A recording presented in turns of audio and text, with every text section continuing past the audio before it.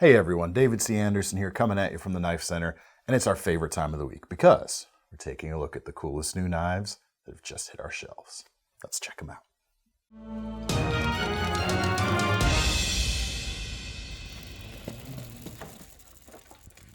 All right, we're starting things off this week with our latest exclusive. It is the CJRB Pyrite. And this is coming about a week or so after the standard versions of the Pyrite landed, and you guys bought them all so fast they didn't even make it onto one of these videos. But our exclusive is now in, and it's got a significant number of upgrades over the standard model, which is, especially at its price point, is a fantastic knife. It sits at a great point in the a great price point in the marketplace, I think. But as always, we're trying to do something a little bit different, a little bit complementary to that standard model with our exclusive. As such, this comes in a bit more expensive. We're at $73. We've got the RPM 9 powder metallurgy blade steel, just over 3 inches long, about 3.1. And the way they've always described the performance of this steel is edge retention similar to D2, but it's tougher and it's stainless as well. So D2, of course, is only a semi-stainless steel. So it's a good performing steel, and it's a great drop point blade shape. You can do just about any everyday carry task with this knife.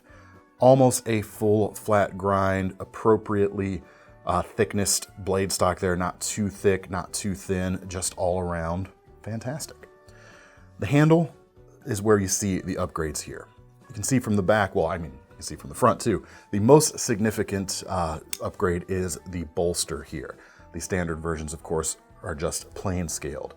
And this is a titanium bolster as well, kicking things up another notch, and that matches the milled titanium pocket clip that you can get on this knife. It's a right side carry only clip in this case. So some cool upgrades there, especially for folks who like to do some anodizing or customizing on some titanium parts. That's going to be really cool. And this is also the only Pyrite with micarta handles, a black canvas in this case. Very classy look, even if you leave it as it is. Of course, we wanted to maintain a good look in that case as well. And then, of course, the button lock.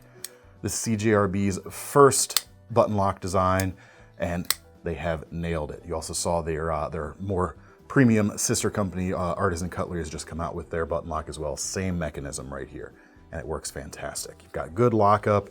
If it's sitting on a table and you push down on the bolster here, it's not going to disengage the blade, so it sits at like just the right height, that button.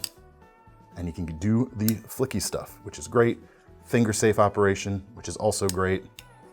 I think it's a good price on some good materials, and honestly, has quickly shot up to one of my favorite designs in CJRB's lineup, alongside stuff like the Rhea, also a fantastic knife.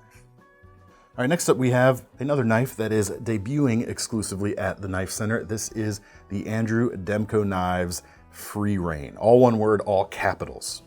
Spell it right, Thomas. It's all caps on our tags. It is anyway, right?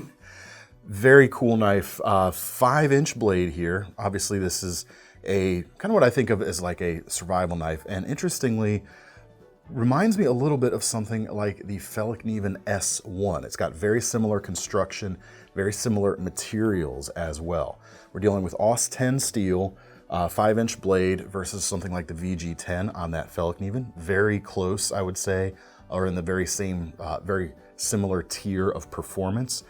And that Feldknieven is going to be more expensive than this knife. This right here is only about $150 versus I think like $175 for the least expensive S1. Very, very cool knife.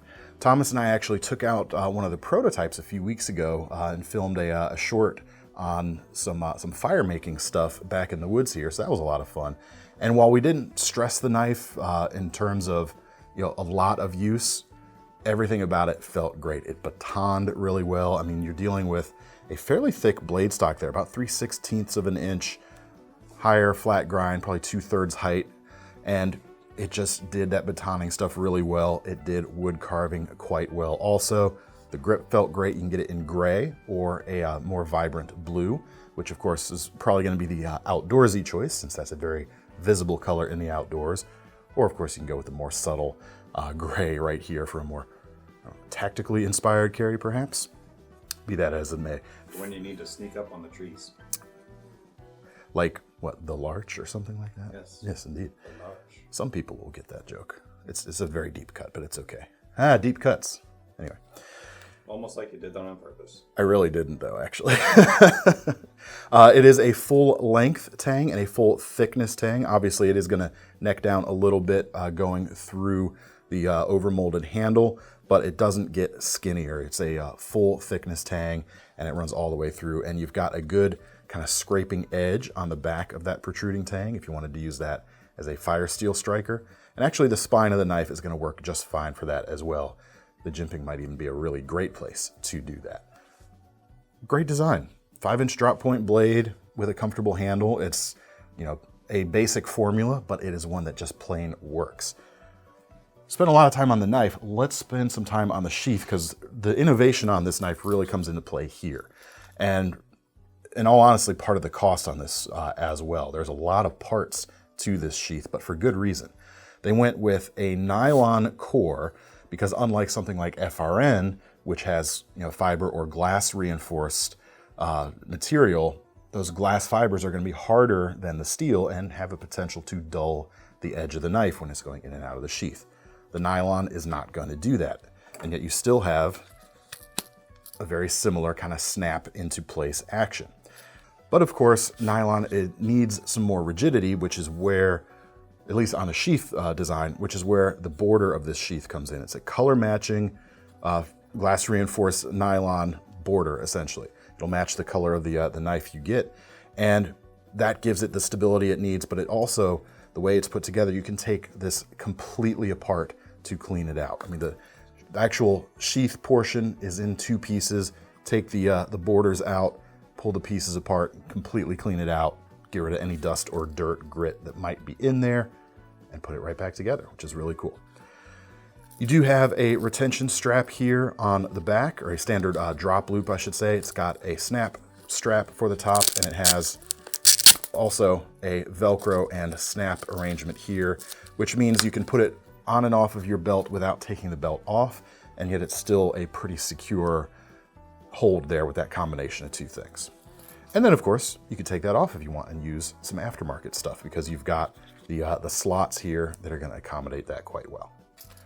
That's it, which is a lot. That's a really cool sheath design, and it's cool to see them doing something a little bit different, addressing a kind of downfall or a downside of some of the other production things out there. So very, very cool.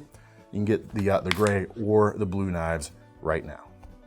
All right, we're gonna stick with some Demko designs here, but it's 2 new cold steels. We've actually got several new cold steels recently that are updates of existing models, essentially new colors on existing models. And I haven't really shown them as much here in the new knives videos, just because we've been so full up with other things I had to show you also. But now's a perfect time to bring them to the forefront, I think. The first is actually the knife that the FREEREIGN, the knife that its handle was kind of based on, and that would be the AD-15. Here it is in what I think is my favorite looking version of this knife yet, and I'm not even a black blade person. I prefer a satin blade almost always. It has got a S35 VN steel, just like the high-end version, not like the AD-10 Lite. 3.6 inches on that blade itself, kind of a high saber height flat grind drop point blade. You've got the scorpion lock here, which is that yoke that lifts up, and it looked a little awkward there on camera the way I was trying to demonstrate it, but it's very easy to use one-handed and in a finger-safe manner. You can also flick the blade open by lifting that yoke. I swear you can, actually. And then as you're using it, it's a very strong lockup, and actually the stronger you grip it, you're just adding downforce on to that locking yoke as well, which is pretty cool. But I love the kind of brassy coloration to the lock bar combined with the OD green G10 scales. I think it looks great, and the black, of course, sets off excellently with that. Great heavier duty everyday carry. I know some folks really like to use this as an outdoor knife too. It's maybe, I would go something with maybe a little more of a contoured handle myself personally, but if what you're going for is a folding knife with strength, especially if you're wearing gloves, this is definitely gonna be comfortable enough for that kind of use, and strong enough too.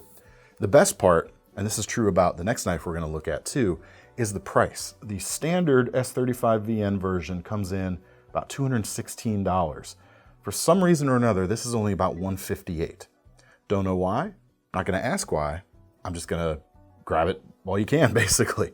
Really, really nicely priced, especially compared to, you know, the more plain looking version with the otherwise same specs. So very cool. 2-position pocket clip, forgot to mention that. That'll work on either side, which makes this a very ambidextrous knife as well. Great for lefties or righties.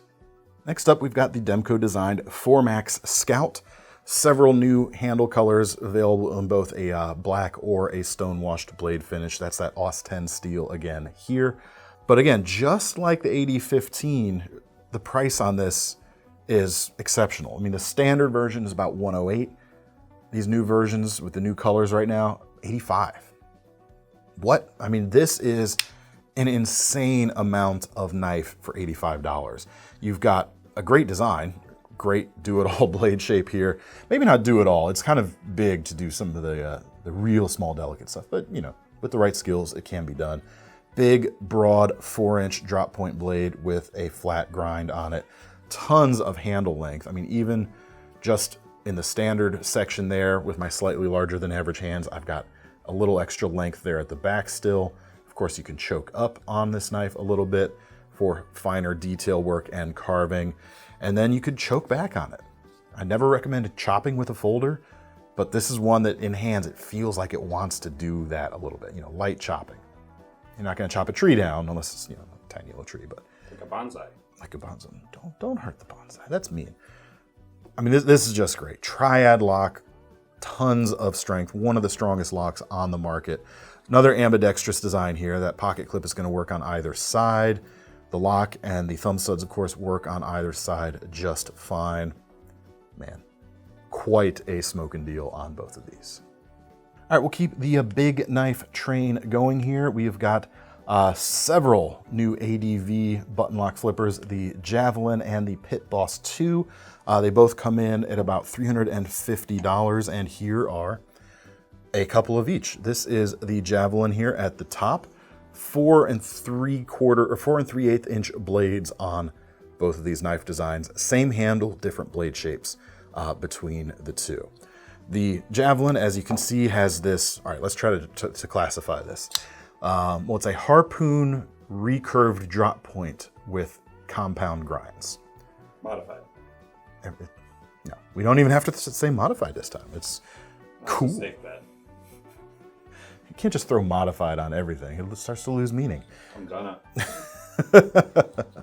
Really aggressive shape. So we've got a flat grind here at the back section, the back recurved section, and a higher flat grind here on the bellied section. So that theoretically will give you more strength behind push cuts here at the heel and more efficient slicing out there near the belly as you pull through some objects.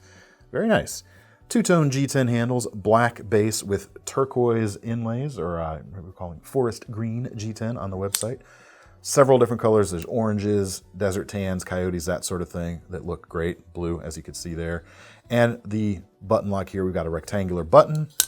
It definitely does that fall shut thing, flips quite nicely. And then you've got a secondary safety that is going to work in the open, and closed position quite nicely. So not gonna come out until you're good and ready. Very, very cool. Oh yeah, there's thumb studs on there too, so I guess you could open it that way. So you got 3 ways of opening: thumb studs, wrist flick, and of course, the flipper. The story is much the same on the Pitboss, 4 3/8 inch blade with a compound ground drop point. S35 VN steel, I don't know if I mentioned that yet on both of these, but very nice. This one, of course, has a black finish. I believe it is, yes, it is Cerakoted. As far as the grinds here, you've got the swedge, flat ground bellied section, and a recurved heel on this one. Same great action. Black hardware on this one to match the blade. Milled pocket clips on all of these too, it should be mentioned, with a little, I guess a little roller bearing or a little cylinder there at the pinch point, which is kind of a cool touch. We've seen that from him before and I like it. You've got, instead of thumb studs, you've got the thumb hole in this particular one. You also have the fuller right there. So I guess you could use, yeah, you could use the fuller as a flicking point as well. So even more fidgetable options if that is your thing. But in any case, they're big, they're bad, they're awesome. Bad in a good way. Modified awesome. Modified awesome. Modified bad, in that bad means good. Perhaps? Badified. Badified. I don't know what that means. All right, next we have a collaboration between Arcane Designs and Isham Bladeworks, the late Elijah Isham, of course. And this is the Plexus flipper. Comes in about $400. And specs on it, we've got an M390 blade, just over 3.5 inches. We'll call that no, it's a Tonto. I was about to say we could call that a modified Tonto, but it's a Tonto. Compound, of course, flat grinds at the back, and the straight edge heel is hollow ground. We've got a cool blade cutout here that flows into the shape of the titanium handle, and a pretty much full-length swedge on this as well.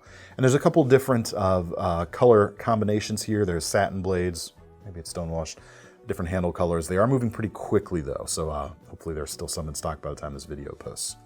But this is a titanium frame lock. You've got a nice over travel stop built in, essentially. Actually, take that back just a little bit. It has an internal over travel stop / lock bar insert, but this accenting piece of the handle here also acts as another over travel stop, essentially. Milled pocket clip, no visible screws on the outside on that clip, which is cool. But we've got ball bearings in the pivot, a bit of a small flipper tab. Kind of have to be intentional with it, but works well enough. Cool design. I think one of the dangers of when things get a little too abstract looking is sometimes it comes at the expense of usability, but I don't think that's the case here. The handle shape has a neutral quality to it that is going to work for a lot of different hands.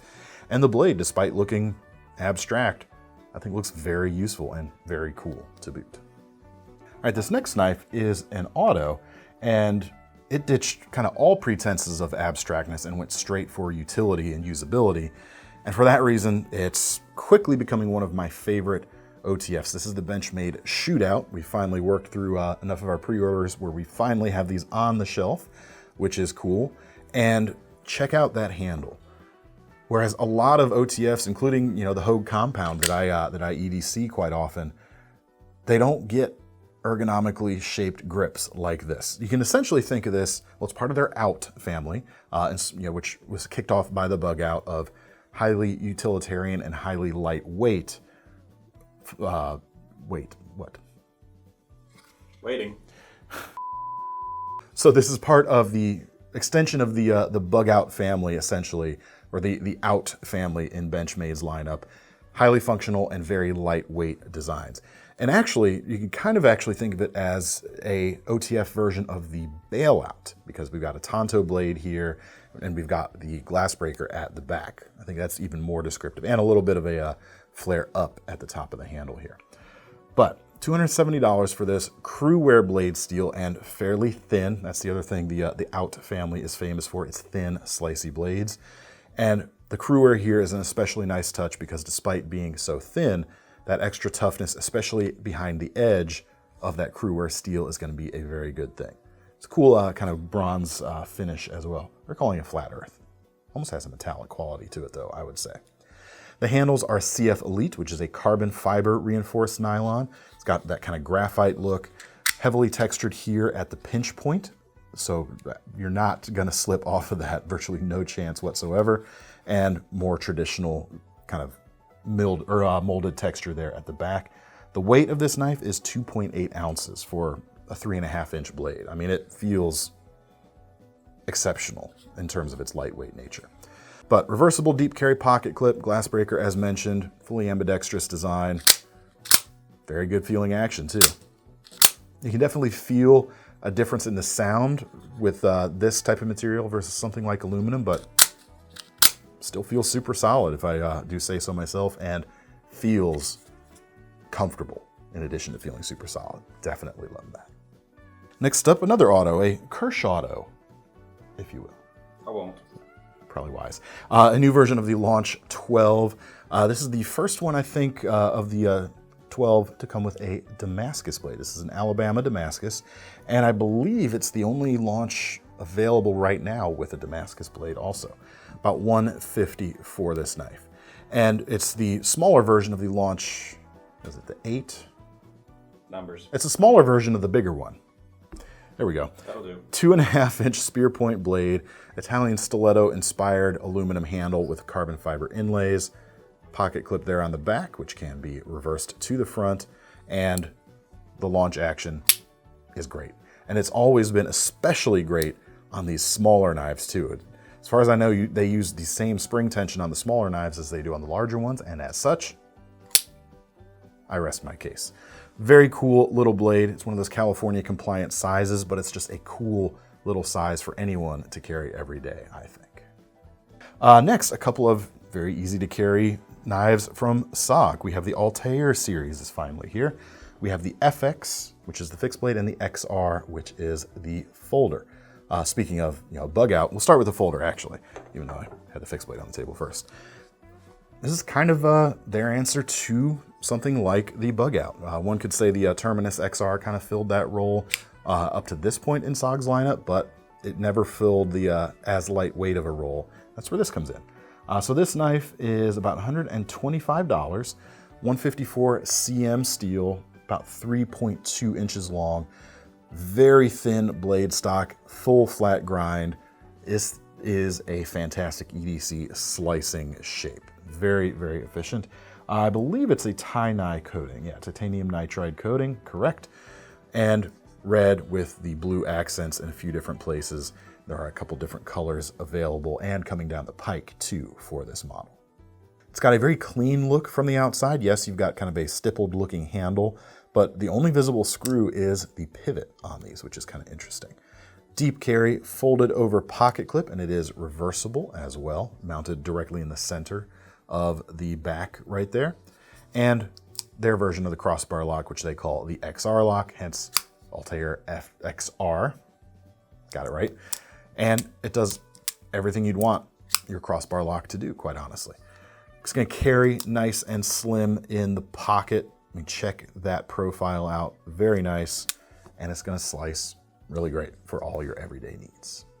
If you like the vibe, but maybe want a bit more strength, check out the fixed blade version. Comes in about $150.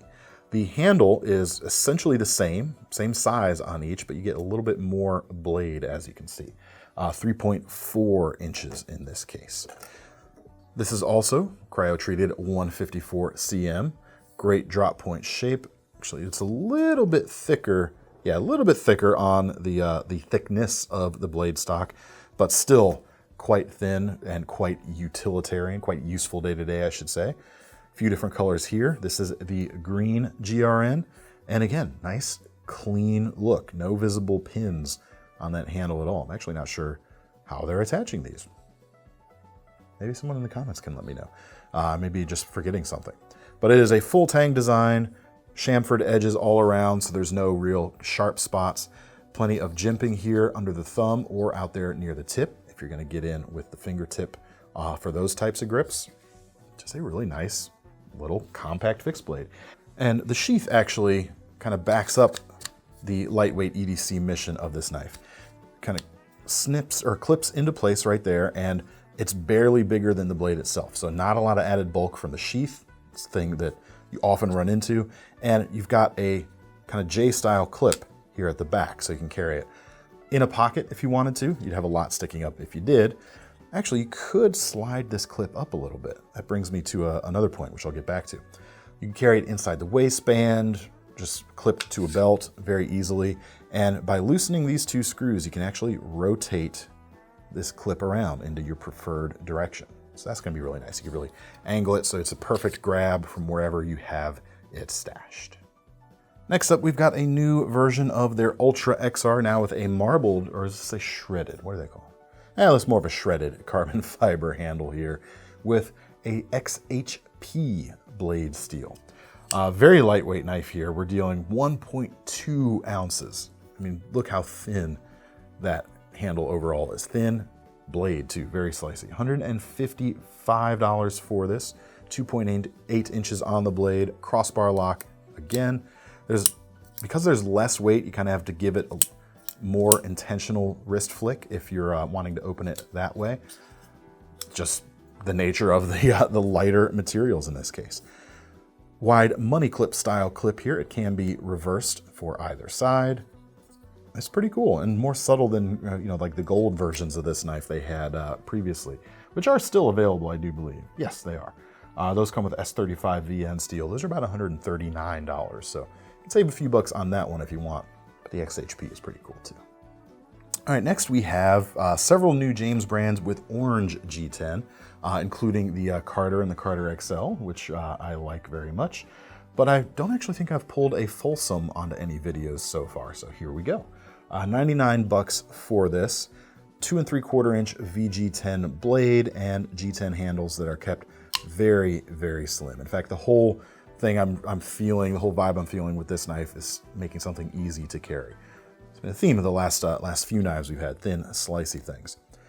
Deep carry pocket clip mounted from the tail, and it looks like, actually I'm not sure if it is reversible. There's a little plate in there. It looks like you should be able to flip it all around. And yeah, our website is saying it's left or right carry, so it should be completely reversible right there. Very clean looking clip, very clean looking handle design. Again, nice and slim. There's enough there because of the width of it that you still have a very solid grip on it, but it's going to be very flat to carry. Same thing with the blade, nice and thin, full flat grind. Easy enough to open with the thumb hole right there. You've got washers in the pivot of this knife, so it's going to handle your pocket lint very easily. Not going to get gummed up in quite the same way that a ball bearing pivot would, or can, I should say. I dig it. Yeah, I like the neutrality of the handle. There's no kind of finger guard to get in the way if that's something you don't really like. This is a great option. You can get right up behind the heel of the blade right there. Yeah, just a very clean design, as with pretty much everything James brand does. All right, we're going to end things off with 3 limited edition knives. And normally we start with limited edition stuff right after the exclusives, but I kind of wanted to talk about the Demkos together, so this is the way the order of the video fell out. 2 Swiss Army knives. We've got the 2023 Zodiac Huntsman, which they do every year. This, of course, is the year of the rabbit for 2023. $99 for this knife. It does come with a few things the standard Huntsman doesn't come with out of the box, including the little eyeglass driver right here. But of course, I'm not trying to make the argument that it is a, actually, no, that's not an eyeglass driver. That's a little poker or something. Sim extractor? You see that? I don't know if I've seen that before. Checking. They call it a sim card pin. Good eye, Thomas. And I'm a lot further away. So you got that. Now, yes, I'm not making the argument that this is a value proposition versus the standard Huntsman just because you get that and you're paying twice as much for it. But again, this is the limited edition nature of the knife and nothing else. As you can see, we've got some serial numbers there in the liner itself. And the toothpick and tweezers have the red tip, which is nice. It's the standard Huntsman tool set. You've got blade, saw, scissors, small blade, cap lifter, can opener, and of course the things at the back. Corkscrew, parcel hook, and all. So it's a great model in general. I think it's one of my favorite affordable outdoor knives that they make. But on top of the knife itself, if you're buying it to use, you're not going to care about packaging, but if you're buying to collect, took the little band off here, they always do a really nice job with this packaging. Feels super premium. It's a tight fit and quite nice. You've got the card here on the back with English on one side, Chinese on the other, of course.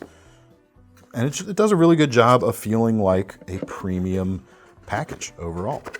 So if you want one to use, though, spend like the $40 on the standard version. Or buy one, use that one, and collect that one. Could do that too. Although there is something I always like. I get a perverse amount of pleasure for people who buy the limited edition things or like the fancier version of things and actually use them. Because some people will never use it. It'll be like the Safe Queen or the collectible, which is fine. Like I do that myself too. But I love something about the people who's just, it's like, nah, I'm using it. I love that. Like the guy who has a DeLorean and drives it to work. Are you trying to tell us something, Thomas? Are you in the market? No. no. Because the last thing you need is something that's more reliable than what you drive nowadays. Well, yeah, I did. I do have to do a radiator this weekend. Well, good luck to you on that. The next one is the Winter Magic edition of from this year, the 2022 Tinker Wood Winter Magic, and it's got wood covers, as you can see, with some cool engraving. I think it's a laser engraved process they're doing here. That would be the only way I think they could get the quantities and the precision they're getting with these. But really cool motif on the front. You've got a reindeer and some snowflakes, and the same thing on the back, just kind of continued around.